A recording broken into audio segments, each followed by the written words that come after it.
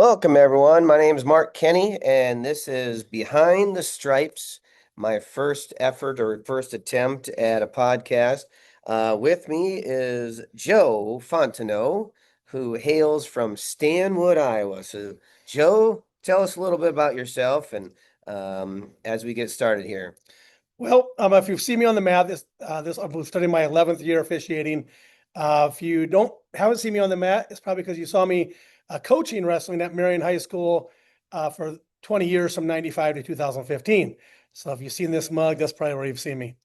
Anyway, I did get into officiating 11 years ago. One of the main reasons was Mark here. I've known Mark forever, and he got into officiating a couple years before I did. And I was just feeling that we needed like some younger blood in the Marion program. So I decided to get out and give officiating a shot. And here I am 11 years later. So, you talked about being a coach yourself. Unfortunately, when I was coaching, I had the opportunity to have my team wrestle Joe's, and we maybe didn't always fare very well. So, Joe, talk about the excitement you get, the difference from the excitement of being a coach with athletes, and now the excitement you get from being behind the stripes. Well, I miss coaching for one reason. That is the kids. It was a great feeling to have kids that work their tail off, get rewarded, getting that state qualification or state place winning. And I did have a couple make the finals. I shouldn't say it wasn't me. It was we. I did have a state title and a couple of finalists, but the joy of that is just really tremendous, and nothing beats it. As far as wrestling, officiating. It's a different type of high. It's being there, still seeing kids doing what they want to do as far as with their goals and achieving those things. And the heartbreak is still the same as far as when they lose. You see the pain on their face, but unfortunately, that's part of this great sport that we're in. But the venues that I've been in and the things I've done as far as officiating at state and boys and girls and semifinals of the boys last year. It's great goal, great success for me. Makes you feel good. But yeah, it's a great sport. So we've been doing this for a while, both of us, at least a decade or more. And I would say that you would agree that we dwell as officials not so much on the calls we nail, but maybe the ones that we leave the gym thinking we wish we could have done a little better, right? Well, and I'm sure you're a lot like this, Mark. I could have a great night and you get all the nice shots from the coaches and the ADs and all that. And then you still get on the phone as soon as you're done showering and I call you and say, Mark, hey, I made this call. What do you think about this? And you're always doing that. And I feel that's normal if you want to get better. If you feel like you're doing good things, but you still want to get to that higher rung, you have to do those things to be a great official. I would agree. And humility, right? We're always sometimes we got to eat crow, and I think coaches appreciate it when you admit to them, "Hey, I own it. I messed up. I blew that call." Instead of thinking we're always right, because we know there's not. So now the reason we're starting this podcast here is, there's a lot of spectators out there that feel that they too could do a better job. So let's go ahead and talk to guys and gals out there about, okay, um, we know we make mistakes. Everyone makes mistakes. What can we do to get new officials that want to, so to speak, do better than us? Let's talk to them about the process of getting certified. It's kind of ironic that you just said that, Mark, because if you would talk to an older official back when I was coaching, I'm sure they would say that I was interesting and passionate towards the officials. I guess Same. best way of saying it. Yeah.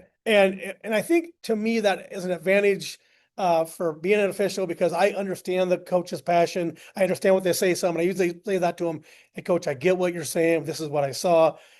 And I think it helps both of our relationships to do that.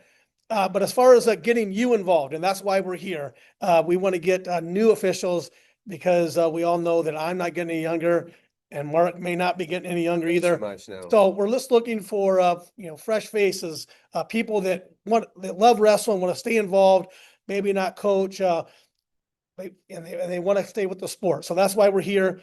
And how do you do it? It's actually they've made it very simple, or at least simpler. It's all online now. So if you go to the websites, the Iowa High School Association or the Iowa Girls Union, there'll be a button on there to say, become an official. You click on that, it's going to lead you down to other websites, Dragonfly. If you have not heard of that, become an official, you need to hear it because that's where you can find all your tests, all your rules, all the things you need to do to get into officiating. So once you get on those sites, you get signed up for Dragonfly. Then we need to start talking about associations because that is how you're going to get assignments. So we currently are in the Eastern Iowa Official Association, which is around the Cedar Rapids area. And that's how we get assigned. Get into your associations. There's one in Des Moines. There's one in Northwest Iowa, Northeast Iowa. Um, so if you're in those areas, no matter where you're at in the state, there is an association you can become involved with.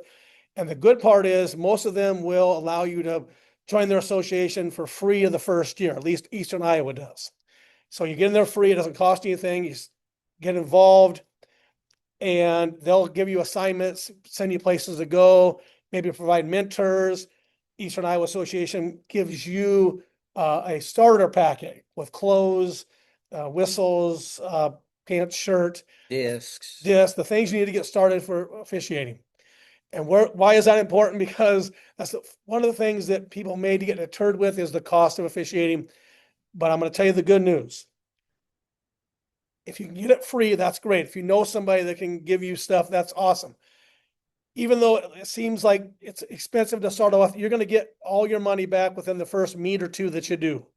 You usually get paid between $100 and $200 for things that you do, and your starter pack is probably going to be 150, and then you're rolling. So you're going to get it the first meet or two that you do, and so that's the great news of it. It's not going to take you long to get recouped of your money. Yep, and and I talk to college athletes or high school athletes that maybe aren't going to compete in college. A lot of younger officials have started officiating just to make some gas money on the weekends. You think of your youth money, those youth tournaments.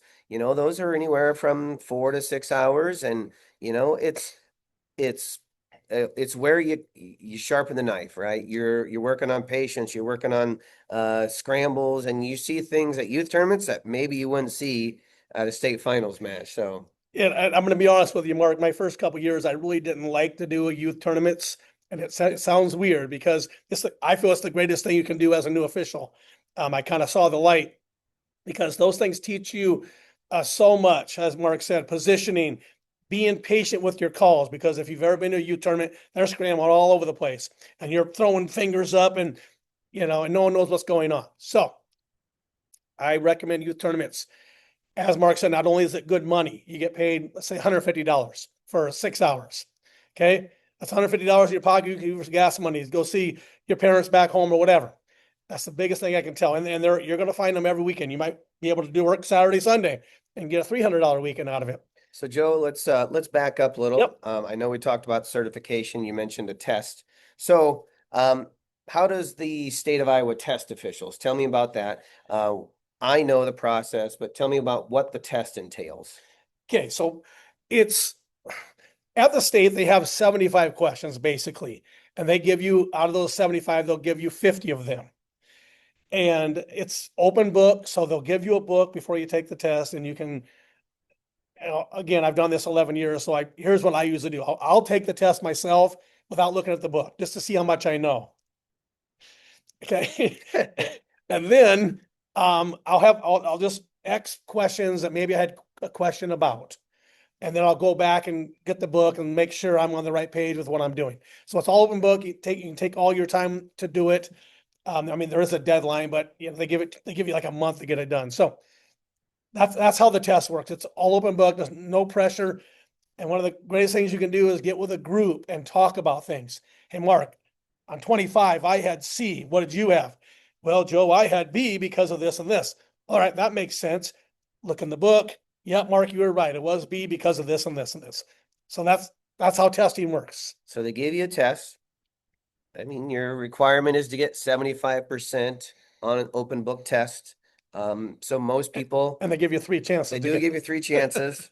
but most people usually pass or should pass right off the bat. And then what we as officials also have to do is we have to watch a rules meeting every year. And then within the first 3 years, we have to go to a clinic. So speaking of clinic, Joe, I know in October, we have our an Iowa Wrestling Coaches and Officials Association clinic. That's going to be held at the Holiday Inn at the Des Moines Airport. So Joe, tell us what the clinic usually has to offer. When you get there, you register, and there's lots of positives. You get free stuff. They'll give you t-shirts and stuff. And then there's breakout sessions. So you get to see, like this year they have a national official that has gotten praised nationally. He's going to go through some things that he does, what he looks for as officiating, how he got to where he is, etc. I know last year we had Kurt Frost, who's a Iowa official. He grew up in Iowa, so and he's a national NCAA official. So he gave his knowledge last year. This year it's James DeRocher, I believe is who it is. So anyway, so there's breakout sessions. So you go to one of them or a couple of them during the day. They feed you a dinner if you want. Otherwise, you can go out and eat too, whatever you want to do. But again, the key is just like anything, seeing other officials, talking to coaches, getting those contexts that you can have throughout the state that get different perspectives on things, and nothing beats experience and listening to others and what they have to say and their beliefs. And I think the IWCOA, the Iowa Wrestling Coaches and Officials Association, has done a great job the last couple of years catering sessions more just for officials, where it used to be we would all have the rules meeting together, and then they'd bring in like wrestling clinicians in, and then we would leave with a little bit of extra in our bag, our memory bag. But having breakout sessions for officials is huge, because not only are we seeing good officiating, but we're talking to other officials throughout the course of the weekend. It's very beneficial. I thought Frosty did a great job last year. Okay, so let's talk about finding gear. All right, so Joe mentioned the cost of gear. Joe, I know there's a bunch of websites. How are they going to find websites that we know they'll have to use to get apparel? Okay. And so again, when you go to the Iowa High School Athletic Association website, and it has on there, become an official, and it has an official link right on there. If you keep scrolling to the bottom, it'll have sites to get clothing. And you want the Iowa patch if you have to do varsity, or if you do varsity, you have to have an Iowa patch. So you want to find the ones that are geared towards Iowa. And I think we're going to put this on the Facebook page, these sites. But again, they're on the association website towards the bottom under officials. You can see there's like 5 or 6 of them there. They're geared right towards Iowa. Another thing I like, so that talks about apparel. And again, if you know officials in your area as you're getting started, feel free to reach out to them too to see if they have any extra. And we know different contacts around the state that if you are from a different region, you reach out to Joe or I or Troy Greeter or anyone in your area, and they can direct you to the right person. That'll definitely hook you up. So one thing I also like about the State of Iowa website is at the bottom in the wrestling section are different images of new rules. There's new application. There's obviously the state tournament schedule. But if you haven't visited the Iowa High School Athletic Association website in wrestling and the girls site, they really do a nice job in tandem, posting great, valuable information. So I like watching videos. I know we share videos back and forth of ourselves and etc. On social media, I'm a Facebook guy. Joe, what do we usually talk about when we're looking at our Facebook pages? Well, there are many official Facebook pages on there that they'll have videos from around the country, and they'll ask you, they'll have a dialogue, what's your call here? And then you tell them your call, you give them your opinion, and then you'll get people that'll rebut you. And what about this? What about this? So it's just good chatting back and forth with people across the country that can what their sites are. And of course, being in Iowa, there are some rules that are a little bit different in other states. They'll say, well, when in Ohio we call it this way, in Pennsylvania, which is fine. But in Iowa, I mean, if that's where you're fishing, that's the ones you want to go by, but it When doesn't in hurt to Rome, listen to their when viewpoint in Rome. to see. No, here's an example: the trap arm. There's some states that think it's illegal. Iowa is not. It's potentially dangerous, but it's not illegal. It doesn't have to be stopped. Correct. Right? Does It's on not our have to. discretion, right? So we watch video all the time. We share videos back and forth, and we have a duel or a tournament, and we're not working together. We call each other all the time. For those of you that haven't noticed, like Joe has done a phenomenal job. He's always wearing his recruit women's wrestling. He's always trying to increase the amount of women's officials too. So that's what's great about the sport of wrestling. I'm on the girls Iowa board, and so obviously, like the number of women that are wrestling is huge. And if you get done wrestling, and even if you're going to compete in college, or if you're unsure of whether you want to stay involved, get involved. Promote the sport that we all love. As we get ready to sign off here, let's just give some parting thoughts as far as just advice for new officials. Joe, what would you suggest? Again, get as much experience as you can. Talk to as many people as you can. Get into people's ears. Listen, listen, listen. Watch videos. The more you can input, um, the more you can learn those things, get in situations. Then when you're ready to roll, it's going to make you a lot more comfortable. You're going to be a doer instead of a thinker. Younger officials, when they first start out, do a lot of thinking. I think I see this. I think I should be here. The more experience you get, you're going to know where you're supposed to be. You're going to know the rules. You're going to know all these things. And that's all I'm going to say. The more you can put yourself in those situations, the better official you're going to become. And I guess I would say, even when you're in the off season, right? We really never take time off. Like I know Joe works camps all year long, and he's always watching video. He's studying. I get involved with postseason stuff like for AAU. So there's a lot of different opportunities to stay involved. My biggest advice would be study the book, study mechanics, and just be a sponge. Talk to people that that are quality officials that are going to help you out, and then buddy up, right? So Joe and I, we did a lot of we would go to events together, but there's also sometimes where we've gone with other mentors and they've taken us on the road with them. It does not hurt to work with different people and just get to talk shop nonstop. Well, Joe, I want to thank you for your time today. And again, if you know Joe or myself or are looking for contacts, feel free to reach out to us and we can point you in the right direction. As the season comes upon us here shortly, I know Joe and I will do all we can to help you and get you involved in the great sport that we love. So, Joe, thank you for today. Thank you, Mark. Appreciate it.